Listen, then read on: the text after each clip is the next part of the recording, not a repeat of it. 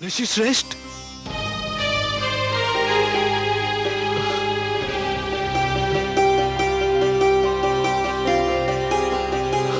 महर्षि,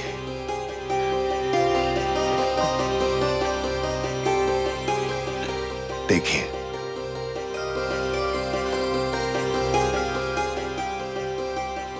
प्रणाम गुरुदेव। आयुष्मान भव।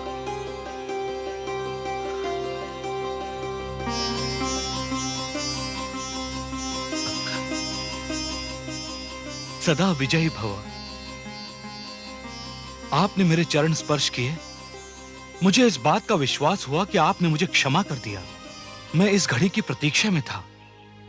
और मैं उस घड़ी की प्रतीक्षा में हूं महर्षि, जब आप उनसे क्षमा याचना करेंगे जो निरपराध होकर भी आपके कठोर शाप का दंड भोग रही थीं।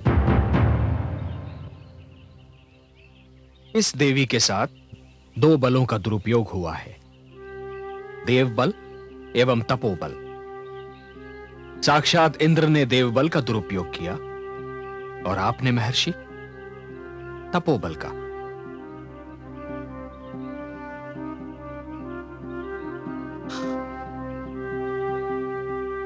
देवी, मेरे शाप ने आपको पत्थर बना दिया, परंतु विश्वास कीजिए, इस शाप ने केवल आपको नहीं, स्वयं मुझे भी दंडित कर दिया था। आज मैं श्री राम और ऋषि श्रेष्ठ विश्वामित्र के माध्यम से समस्त संसार को संबोधित करके आपसे क्षमा मांगता हूं। मुझे क्षमा कर दीजिए। नहीं स्वामी, नहीं। भावी को टाला नहीं जा सकता था, भाग्य लेख को मिटाया नहीं जा सकता था। जो हुआ वो होना ही था। भाग्य का लेख मानकर मैं अपने दोष से बच नहीं सकता। मेरा पुरुष होने का अभिमान मेरे समक्ष आ गया। अभिमान विवेक का शत्रु होता है। मुझे इसी शत्रु ने नीचा दिखाया।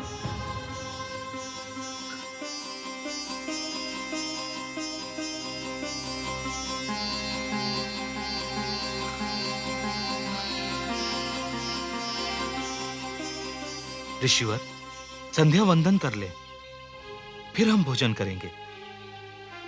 आप सबको कुछ दिन हमारे आश्रम में ही रहना होगा, यही मेरी विनती है।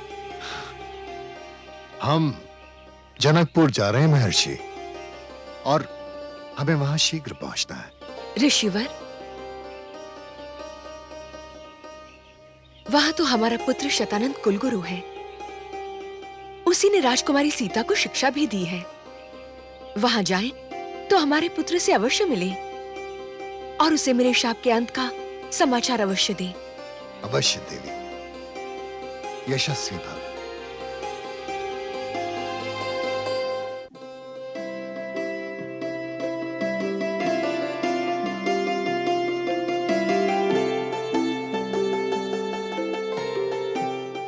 प्रणाम कुलगुरु। आयुष्मान भव, ओजस्वी भव। आपका आदेश हो तो शिव धनुष स्वयंवर स्थल तक पहुंचा दिया जाए। मैं आप ही की प्रतीक्षा कर रहा था राजन। मंदिर के भीतर पधारिए।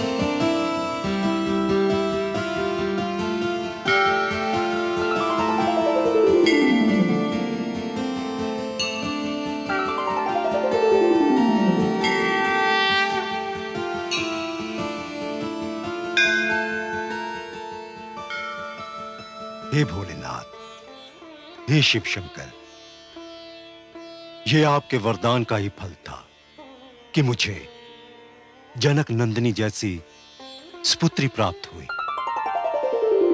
बस एक विनती और, आज आपके धनुष यज्ञ में मेरी पुत्री के लिए एक योग्य वर दिलाने की कृपा भी कर दीजिएगा।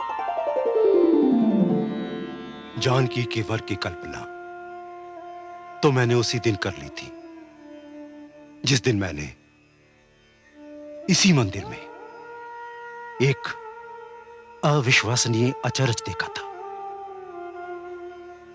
वो दिन मैं कभी नहीं भूल सकता। ओम नमः शिवाय। ओम नमः शिवाय। ओम नमः शिवाय। ओम नमः शिवाय। ओम नमः शिवाय। ओम नमः शिवाय। ओम नमः शिवाय। ओम नमः शिवाय। पुत्री, आज बहुत सवेरे आई। हाँ गुरुदेव, आज आँख खुलते ही मैंने निश्चय कर लिया कि सबसे पहले मैं मंदिर जाकर भगवान शिव के धनुष को अपने हाथों से स्वच्छ करूंगी। किंतु यह कार्य तो पुरोहित और उनके सहयोगियों का है, फिर तुम्हें क्या आवश्यकता है? नहीं गुरुदेव, यह लोग अपना कार्य ढंग से नहीं करते। देखिए ना, इस पर कितनी धूल जम गई है। मैं इसे उठाकर स्वच्छ करूंगी। तुम इसे उठाओगी पुत्री? हाँ, क्यों? यह धनुष बहुत भारी है। 10-15 शक्तिशाली सैनिक भी इसे उठाते हैं तो हाँफने लगते हैं। किंतु मैंने तो कल रात्रि भी इसे उठाया था। कल रात्रि? हाँ, कल रात्रि मैंने सपने में इसे उठाकर स्वच्छ किया था। स्वप्न तो स्वप्न होते हैं, यह आवश्यक नहीं कि वे सत्य भी हो जाएं। नहीं गुरुदेव, मेरे स्वप्न सदैव सच्चे होते हैं। ये देखिए।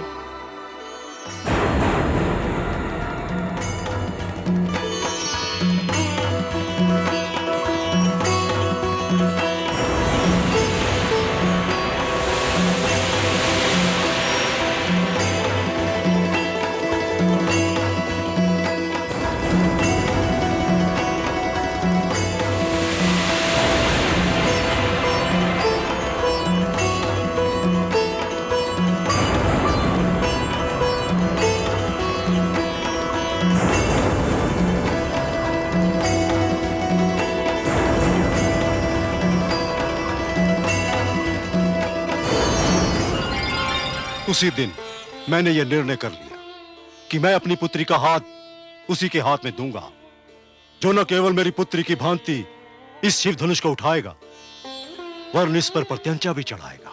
राजन, आपकी यह मनोकामना अवश्य पूर्ण होगी। चारों ओर से राजकुमार और राजनरेश आ चुके हैं। इनमें हमारी जानकी के योग्य वर अवश्य होगा। आशा तो मुझे भी यही है, परंतु वो वर कौन होगा, कैसा होगा?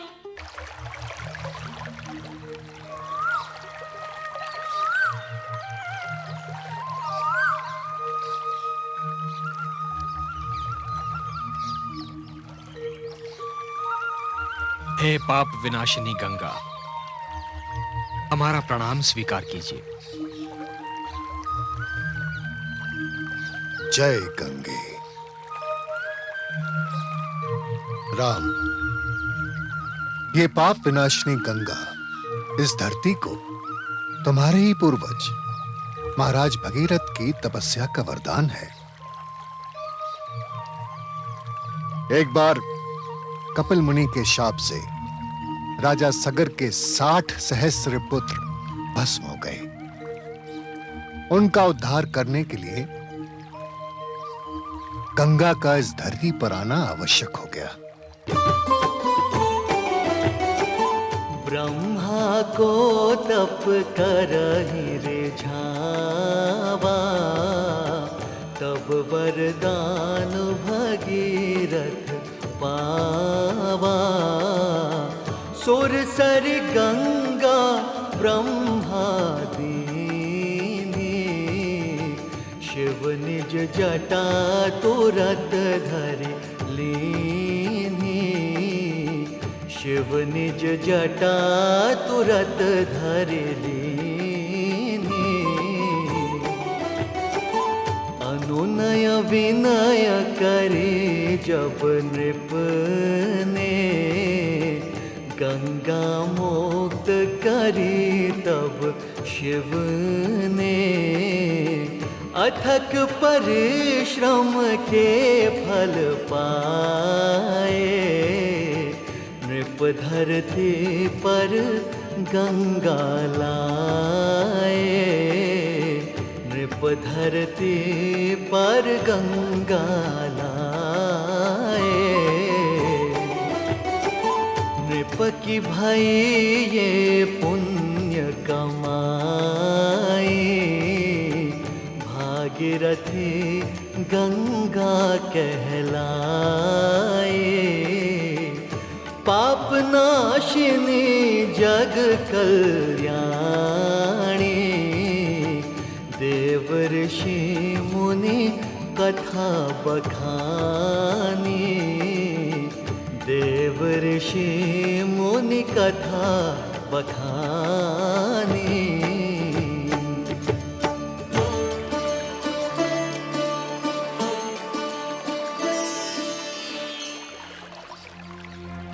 शिष्य, गंगा अवध और मिथिला के बीच सीमा का कार्य भी करती है।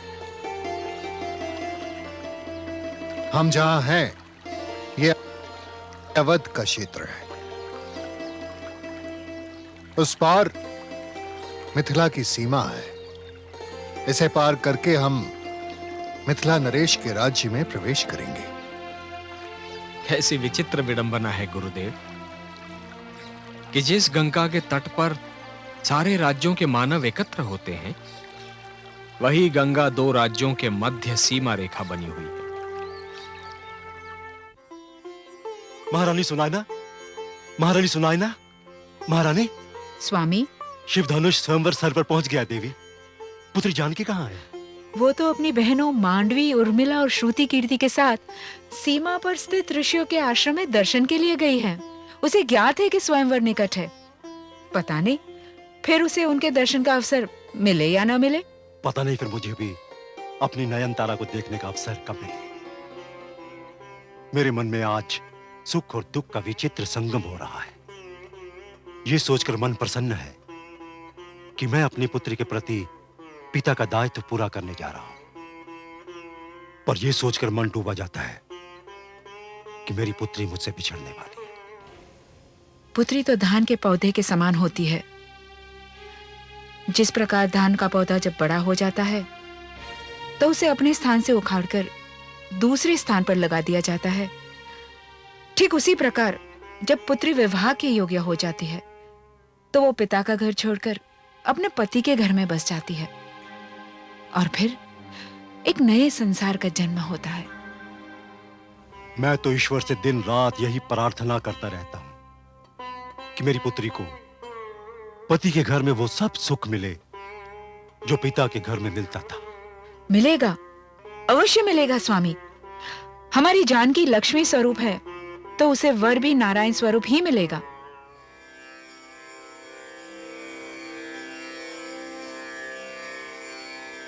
महाराज, प्रणाम गुरुवर। ऋषि श्रेष्ठ विश्वामित्र मिथिला आ गए हैं। मिथिलेश, कहाँ हैं वे? महामंत्री ने उन्हें अतिथि गृह में ठहराने की व्यवस्था कर दी है। मैं अभी उनसे भेंट करना चाहता हूँ। मैं स्वयं अतिथि निवास कक्ष में जाकर उनका स्वागत करूंगा। चलिए।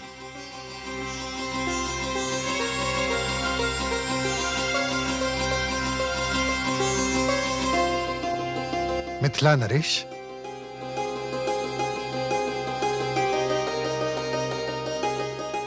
मिथिला के ओह भाग्य जो आपके शुभ चरण यहां पड़े। कल्याणमस्त।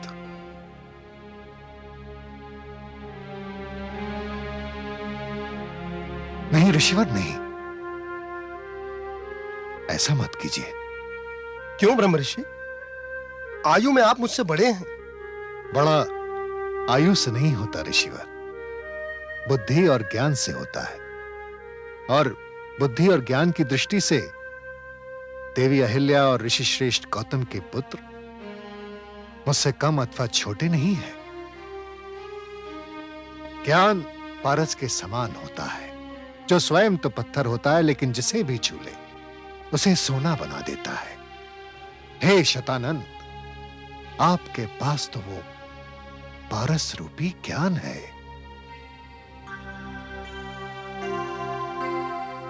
मिथिलेश, अयोध्या नरेश महाराज दशरथ के सुपुत्र राजकुमार राम एवं राजकुमार लक्ष्मण।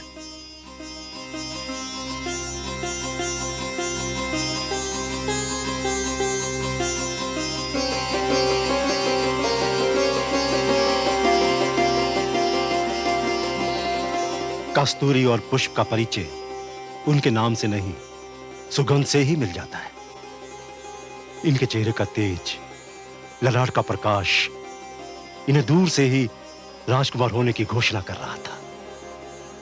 मिथिलेश, किंतु ये यहां राजकुमार बनकर नहीं, मेरे शिष्य बनकर आए हैं, क्योंकि मिथिला आने का न्योता आपने केवल मुझे दिया था, इन्हें नहीं। इन्हें तो मैं यूं ही अपने साथ ले आया हूं।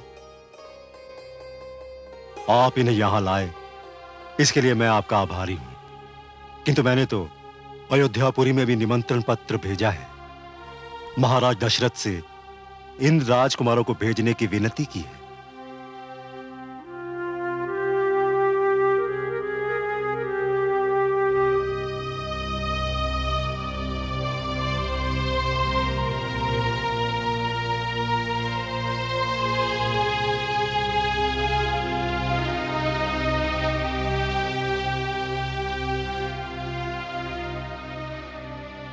आपने हमें स्मरण किया? क्या आदेश है महाराज? पुत्र, मिथिला नरेश अपनी सुपुत्री सीता का स्वयंवर रचा रहे हैं। उन्होंने अयोध्या को भी न्योता दिया है।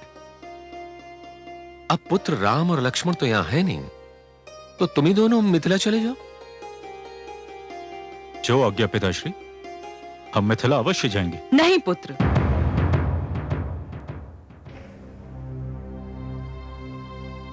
तुम मिथिला नहीं जाओगे।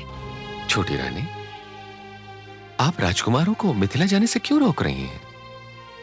मेरा पुत्र राम महर्षि विश्वामित्र के आश्रम में है। यदि वो यहाँ होता तो वो भी जाता और साथ में तीनों भाई भी, किंतु वो यहाँ नहीं है, इसलिए यहाँ से कोई नहीं जाएगा। किंतु छोटी रानी, महाराज, ये मेरी विनती है आपसे। क्षमा कीजिएगा पिताश्री, किंतु मुझे ऐसा प्रतीत होता है कि माताश्री का कथन उचित है। पिताश्री, मैं तो भ्राताश्री का अनुयायी हूं।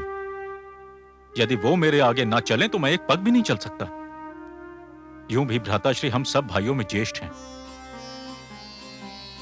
तो मेरी समझ में मिथिला जाने का सर्वप्रथम अधिकार तो भ्राताश्री का ही हुआ। ठीक है, जैसे आप लोगों की इच्छा।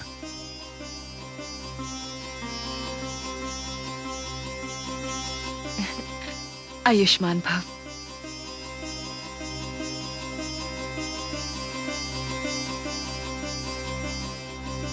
महाराज, आपने तो कहा था शिक्षा पूर्ण होते ही ऋषि विश्वामित्र मेरे पुत्र को अयोध्या ले आएंगे। आप ठीक कह रही हैं, मैंने कहा था। मैं चक्रवर्ती अवश्य हूं प्रिय, किंतु शिष्टाचार के नाते मैं महर्षि को आदेश तो नहीं दे सकता ना।